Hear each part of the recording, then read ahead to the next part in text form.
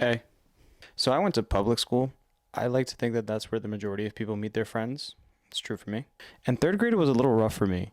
I actually repeated third grade year because my teacher was bullying me, like straight up.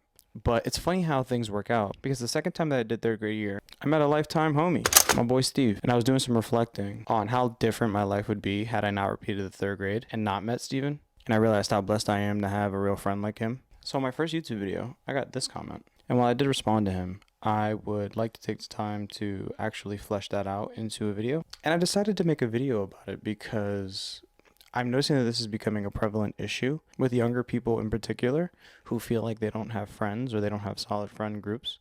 And just to give my personal opinion on what it means to actually have friendships. So Matt, I wanted to thank you personally for taking the time to not only watch my video, but to also comment and ask for some advice. The whole point of this channel, and I'm glad that you took the time to do that. Okay, so the first point that I want to make is there should be no judgment to anybody that would like to spend their time smoking weed, kicking back, and chilling. Life is tough, right? We all go through tough shit every day. Everybody has their own vices. And for some people, their happiness is just as simple as smoking a joint, sitting on the couch, watching TV, playing video games, what have you. And if that's what makes them happy, great. Life is too short to live for anybody but yourself. However, if you as an individual value other things and would like to explore new hobbies, then your friends should support you in that, just as you support them to continue doing what it is that they are doing by smoking weed and chilling all the time. There could be a ton of social pressure and FOMO involved in friend groups, and when they go out, let's say for a drink or to dinner, you feel pressured into having to go to keep up with them. Or if they go out for drinks, you feel pressured to going out to the bar and having a drink because you'll feel like you're missing out if you're not, or that they're going to like you less if you don't. Real friends will understand when you want to switch things up and when you want to explore new things. And they're going to encourage you as long as it's a safe and constructive way to spend time. And if they don't, then that's not your friend, homie. Second point that I wanted to make, specifically to the gentleman that commented on this, if it is a guy, I'm assuming it's a guy. I don't think there's any shortage of weed, especially not in America. So if you want to just take a break for a while and they don't work out, you can always just go back to smoking weed with your friends. I guarantee you, you're not going to miss much. It's not like once you try something new in life, you have to completely forget about everything you've done up to that point. Life isn't linear. Sometimes we take backward steps, and that's part of learning. But it's inevitable. The last point I wanted to make was he pointed out in his comment that he wasn't sure why he was leaving the comment. And I think that's false. I mean, I think he has an idea of why he's leaving the comment, and it's because he cares about his future as well as his friends, and he's conflicted.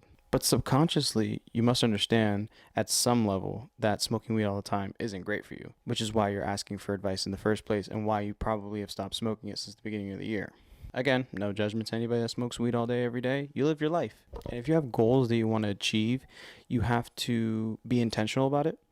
And you have to make deliberate steps every day towards achieving those goals, no matter how small they are. You have to ask yourself, is sitting around with these guys while they're smoking weed conducive to what I want to do? Is it going to help me advance and move forward toward my goal? Even if I'm not smoking it, I'm just hanging around them. Is hanging around in that situation, is that moving you towards the goals that you want to achieve?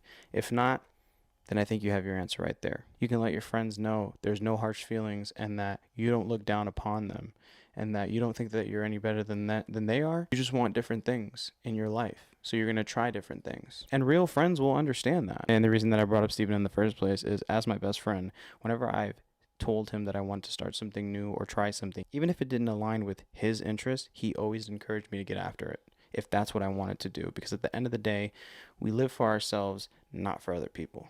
That's important to remember when it comes to your friends.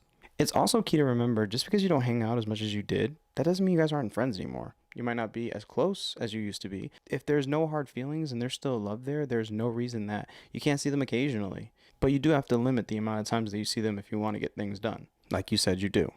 So that's just my 2 cents. I thought that I would give that comment a bit more attention because this is a problem that I experienced once I graduated high school, and not all the people that I associated with in high school I still associate myself with. I had to learn some of these things the hard way. And I hope you found this video informational. If you did, like, subscribe. But that's it.